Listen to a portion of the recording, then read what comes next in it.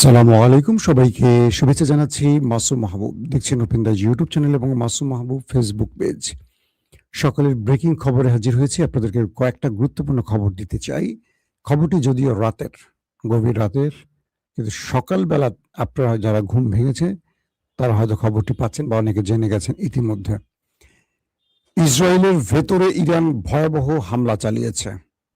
লেবাননে ইসরায়েলের হামলার প্রতিশোধ হিসেবে ইরান নর্দার্ন ইসরায়েলে ব্যাপক মিসাইল এবং ড্রোন দিয়ে হামলা চালিয়েছে। দ্বিতীয় গুরুত্বপূর্ণ খবর, গিলগিট বালুচিস্তানে পিটিএর বিজয় ছিনিয়ে নেওয়া হচ্ছে। আর ৩ নম্বর গুরুত্বপূর্ণ খবর, আজাদ কাশ্মীরে অর্থাৎ পাকিস্তান অধ্যুষিত কাশ্মীরে নিরাপত্তা বাহিনী ব্যাপক ক্র্যাকডাউন চালিয়ে ২০-এর অধিক কাশ্মীরকে হত্যা করেছে এমন অভিযোগ উঠেছে। দর্শক, এই গুরুত্বপূর্ণ খবরগুলো আপনাদেরকে দেওয়ার চেষ্টা করছি। প্রথম যে খবরটি দিয়ে আমি শুরু করতে চাই সেটি হলো গিলগিট বালুচিস্তান। গিলগিট বালুচিস্তান পাকিস্তানের একটি প্রদেশ, খুব রিমোট এরিয়া, দুর্গম এরিয়া। তো সেখানে কালকে নির্বাচন হচ্ছিল, প্রাদেশিক নির্বাচন। পিটিএর প্রার্থী ছিলেন পূর্বে খালিদ খুরশেদ। তার মা সেই আসনে দাঁড়িয়েছে, কারণ খালিদ খুরশেদের উপর সেনাবাহিনী বা মিলিটারি এস্টাবলিশমেন্ট নানান রকম বিধিনিষেধ জারি করে রেখেছে।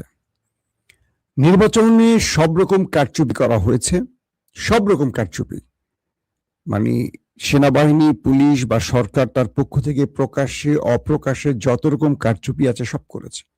তারপরও পিটিএর প্রার্থীরা একটা বিপ্লব ঘটিয়ে দিয়েছে। পিটিএর নারী ভোটাররা, পুরুষরা সকল বাধা বিপত্তি পেরিয়ে দলে দলে ভোট দিতে এসছে এবং ভোট দেওয়ার ফলে পিটিআই এই আসনে বিজয়ের পথে যাত্রা শুরু করে।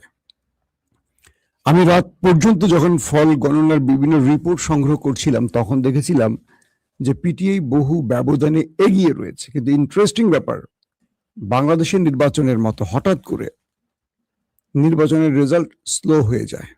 আমরা সাম্প্রতিক সময় বাংলাদেশে দেখেছিলাম হঠাৎ করে একটি দল এগিয়ে আছে, হঠাৎ রিপোর্ট দেখি স্লো হয়ে গেছে, তারপর দেখি ধুমধুম করে অন্য দলের বিজয় ঘোষণা করা হয়েছে। এটা নিয়ে নানান রকম মতবিরোধ বা এটা নিয়ে অনেক রকম প্রশ্ন উঠেছে নির্বাচন কমিশনের ভোট গণনা বা সবকিছু মিলে।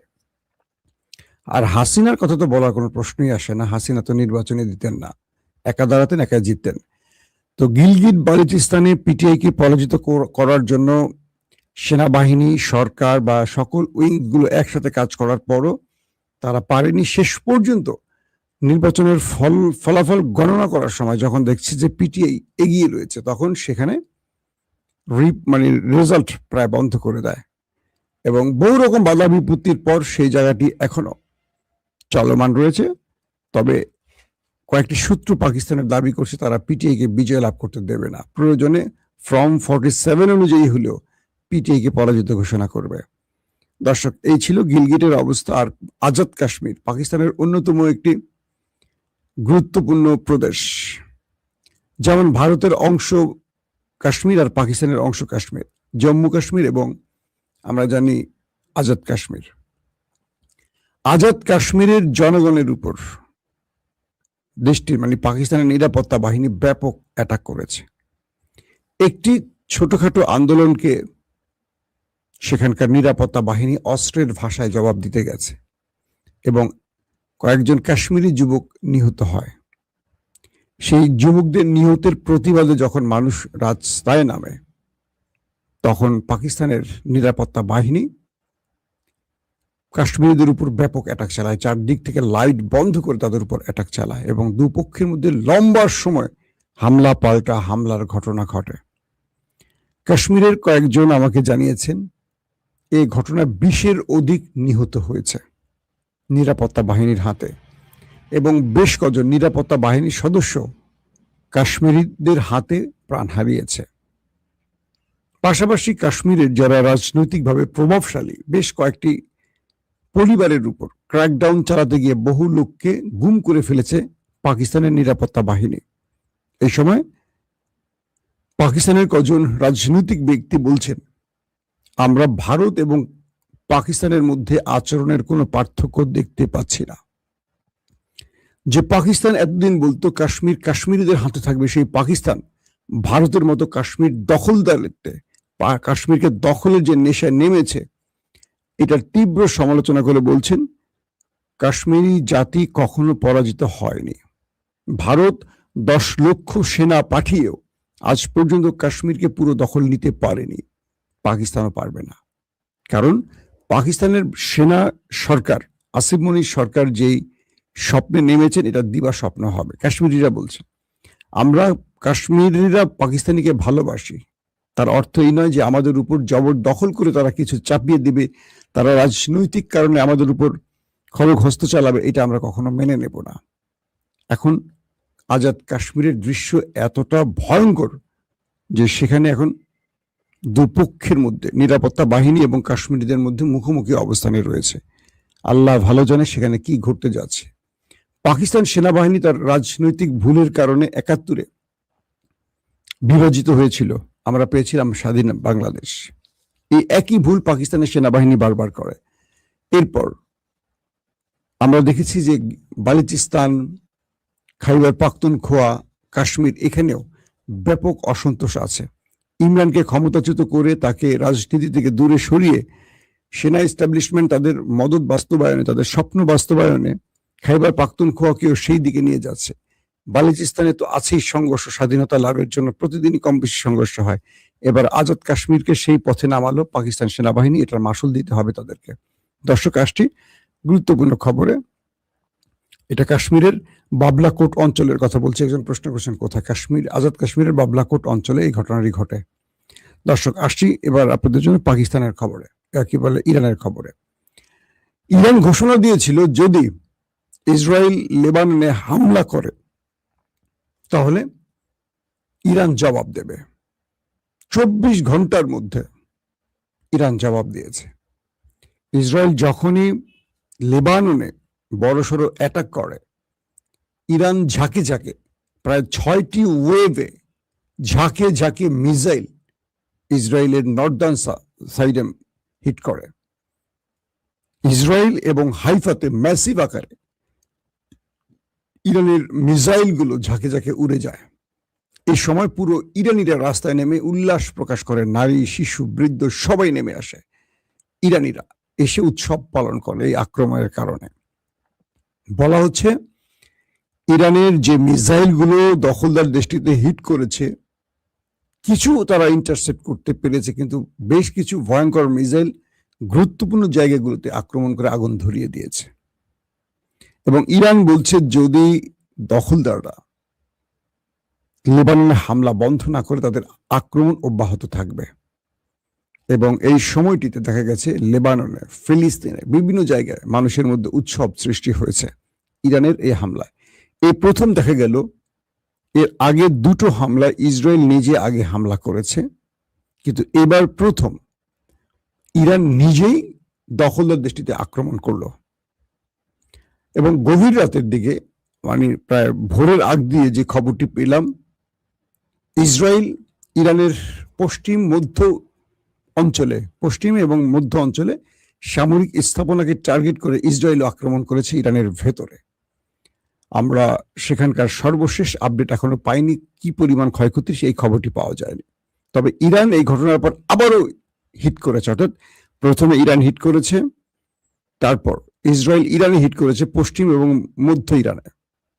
এর পরপরই ইরান আবারও ম্যাসিভ আকারে ইসরায়েলের ভেতরে আক্রমণ চালিয়েছে মিসাইল এবং ড্রোন দিয়ে। এক বাক্যে বলতে পারি, 2 দেশের মধ্যে আবারও যুদ্ধ শুরু হয়ে গেছে।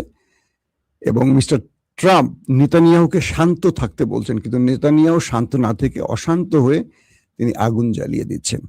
ট্রাম্প যখন চেষ্টা করছেন একটা শান্তি প্রতিষ্ঠা করে কোন রকম ফেস সেভিং করে মধ্যবর্তী নির্বাচনে তিনি একটা বিজয় আনবেন, তার বিজয় মুখটা দেখিয়ে, সেক্ষেত্রে তাকে পরাজিত করাচ্ছে তার বন্ধু বিবি নেতানিয়াহু। ইরান ইসরায়েলের এই শক্ত জবাবের কারণে সামরিক বিশ্লেষক, পলিটিক্যাল যারা রাজনৈতিক বিশ্লেষক, তারা বলছেন ইরানের কাছে কিছু এসে গেছে। ইরান স্বেচ্ছায় কখনো কোনো দেশে আক্রমণ করেনি, কিন্তু লেবাননে হামলার জন্য ইরান ইসরায়েলে আক্রমণ করে আবার নতুন করে যুদ্ধ ছড়িয়ে দেওয়ার কারণে যেটি মনে হচ্ছে এই যুদ্ধে আসলে ইরান বিজয়ী মুডে আছে, ইসরায়েল আমেরিকা পরাজিত মুডে আছে বলে ইরান তারা তাদের প্রতিশ্রুতি রক্ষায় বা লেবানিজ ভাইদের রক্ষায় এই আক্রমণটি করে প্রমাণ করলো তারা ওই দেশটিকে আর তোয়াক্কা করে না। নতুবা ইরান এখানে কৌশলী অবস্থান নিত, কিন্তু ইরান নিজে আক্রমণ করায় বিশ্ব অবাক যে ইরান আসলে গেম চেঞ্জিং কিছু করতে যাচ্ছে। দর্শক, যখন ইসরায়েলের ভেতরে অ্যাটাকগুলো হয় তারা কিছু ইন্টারসেপ্ট করে, তারা দাবি করে আমরা সবগুলো ইন্টারসেপ্ট করছি, কিন্তু না, সেখানকার কিছু ফুটেজ আসে বেশ কিছু গুরুত্বপূর্ণ স্থানে মিসাইলগুলো হিট করলে আগুন ধরে যায়। হাইফার ভেতরেও কয়েক ধাপে হিট করেছে, তারপরে মধ্য ইসরায়েলও কয়েক ধাপে হিট করেছে। সাউদানের কথা বলছি এই কারণে যে অঞ্চল থেকে ইসরায়েল লেবাননে আক্রমণ চালাচ্ছে সেই জায়গাগুলোতে ইরান টার্গেট করেছে যাতে লেবাননে আক্রমণের সক্ষমতা হারায় ইসরায়েল। এখন ইসরায়েল যে ইরানে পাল্টা আক্রমণ করলো, এর ফলে ইরানও পাল্টা আবারও আক্রমণ করলো, এই দুই দেশের মধ্যে যুদ্ধ বিরতি ভেঙে গেছে এক প্রকার বলা যায়। এখন ডোনাল্ড ট্রাম্প শেষ পর্যন্ত কি করবেন, তিনি কিন্তু নেতানিয়াহুকে শান্ত থাকতে বলছেন এবং যুদ্ধে জড়িয়ে যেতে না বলেছেন। যদি এই যুদ্ধে আমেরিকা যুদ্ধে না জড়ায়, ধরে রাখেন কালকে প্রেসিডেন্ট ট্রাম্পের একটি চিঠি পাকিস্তান ইরানকে দিয়েছে, আমি রাতে লাইভে আপনাদের বলেছি।